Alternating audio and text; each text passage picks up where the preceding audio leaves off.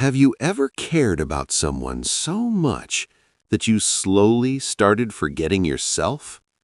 You ignored red flags. You forgave things you once said you'd never tolerate. You kept saying, "It's okay, they'll change." And somewhere in that process, something strange happened. The love you felt for them slowly started hurting you. This is the moment when love stops being healthy and starts becoming self-destruction. But here's the scary part. Most people don't realize it's happening until they're already deep inside it. So today, let's talk about something many people experience but rarely understand.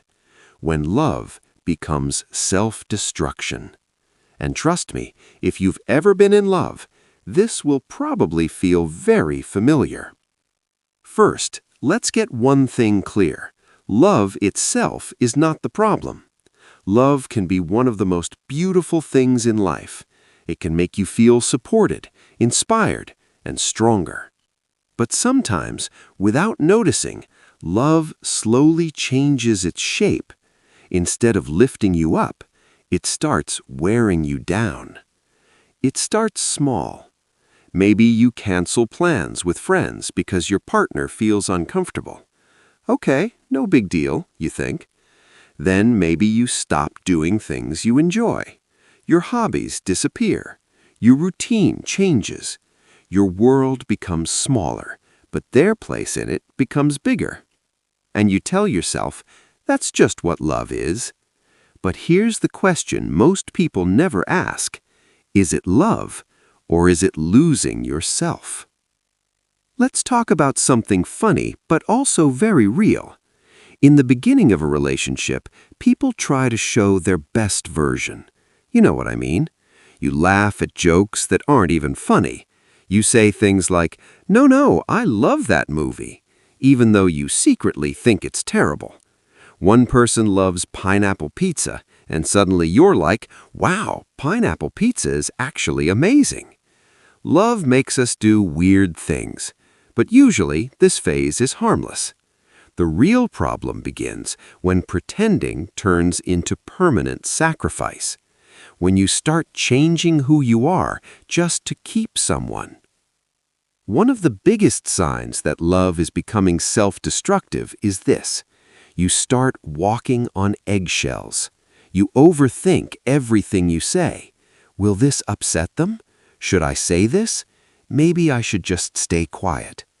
Instead of feeling safe in the relationship, you start feeling like you're taking a test you didn't study for, every day.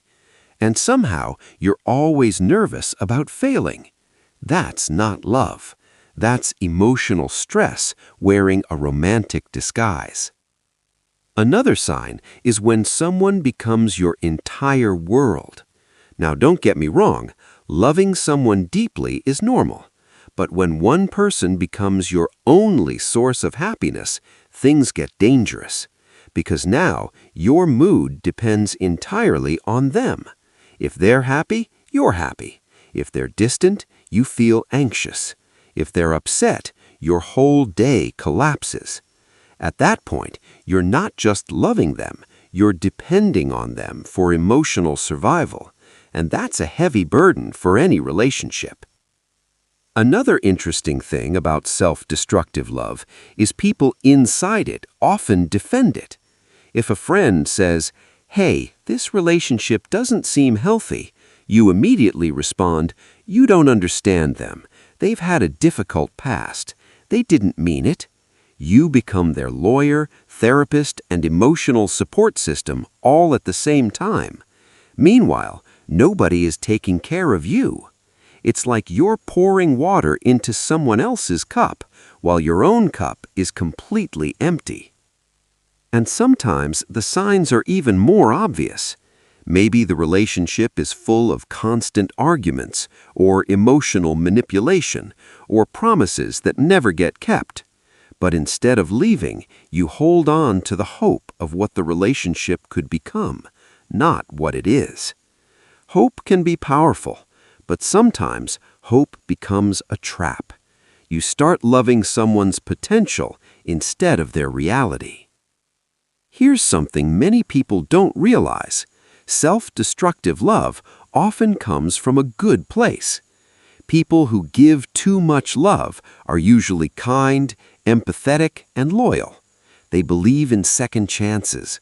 They believe people can change. They believe love should be patient. Those are beautiful qualities. But when kindness has no boundaries, it can turn into self-neglect. And suddenly, love starts costing you your peace, your confidence, and sometimes even your identity. Let's imagine something simple. Think about your life like a house. Your hobbies are rooms. Your friends are rooms. Your goals are rooms. Your personality is the whole design of the house. Now imagine you let someone move in. At first, it's great, but slowly they start taking over every room. Soon the entire house belongs to them, and you're just standing in the corner like a guest. That's what self-destructive love feels like. You're still in your life, but it doesn't feel like your life anymore. Now here's the most important part. Loving someone should add to your life, not erase it. Healthy love doesn't demand that you shrink yourself. It doesn't punish you for being honest. It doesn't make you feel small or replaceable. Real love should feel like a partnership, not a sacrifice ceremony. You shouldn't have to destroy yourself just to keep someone in your life. Because if love requires you to abandon who you are, then it's no longer love. It's a slow form of self-loss. But the good news is this. The moment you recognize it, things can change. You can rebuild your boundaries. You can reconnect with the parts of yourself you ignored. And you can learn something powerful. Love should never require you to disappear. Because the right person won't fall in love with a smaller version of you. They'll fall in love with the real one, the loud one, the imperfect one, the honest one, the one that doesn't need to break itself just to be loved. And once you understand that, you'll never confuse love with self-destruction again.